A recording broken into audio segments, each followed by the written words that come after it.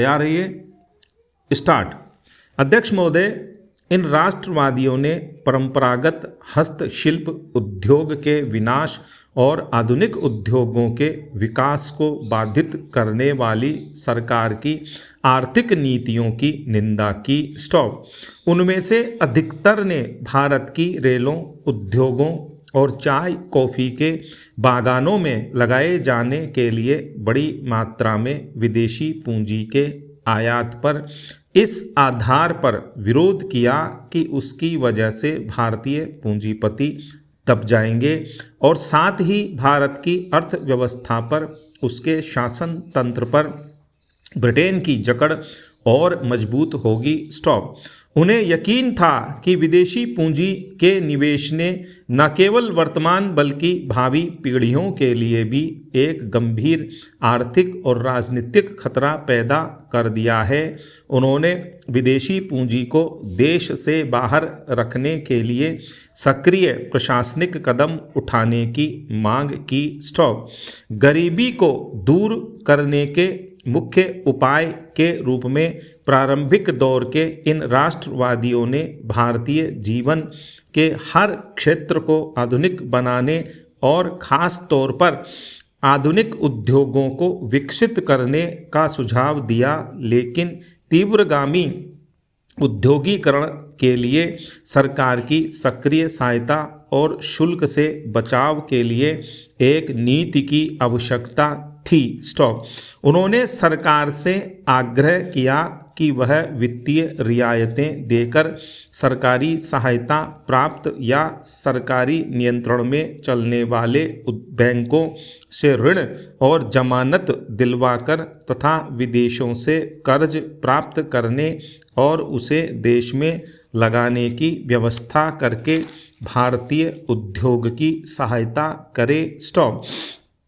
क्योंकि भारतीय पूंजीपतियों में इस्पात और खान जैसे क्षेत्रों में प्रवेश कर सकने की बिल्कुल सामर्थ्य नहीं थी, लेकिन औद्योगिक विकास के लिए यह आवश्यक था।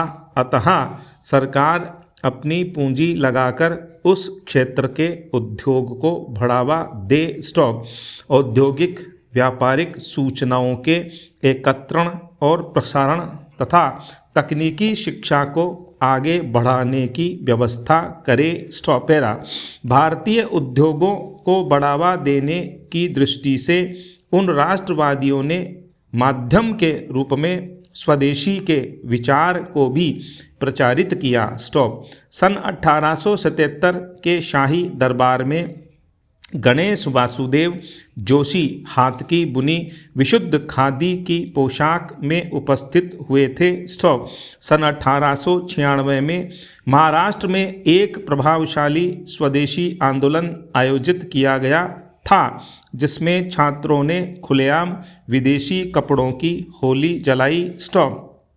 राष्ट्रवादियों ने सन 1875 से 1880 के बीच आयात पर शुल्क खत्म करने और सन 1894 से 1896 में रुई पर आबकारी कर लगा देने के लिए विरोध अखिल भारतीय स्तर पर सशक्त आंदोलन चलाया। स्टॉप।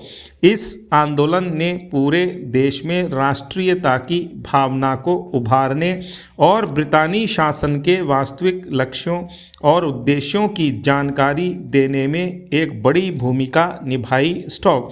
28 जनवरी 1896 को पूना के केसरी ने लिखा, निश्चय ही भारत को एक विस्तृत चारागाह समझा जाता है जो मात्र यूरोपियों के चरने के लिए आरक्षित है। स्टॉप। भारतीय राष्ट्रीय कांग्रेस के एक भूतपूर्व अध्यक्ष ने विधानमंडल में सन 1896 में कहा, गो भारत ब्रितानी सत्ता की शक्तिशाली बाहों में विदेशी खतरे से सुरक्षित है। स्टॉप।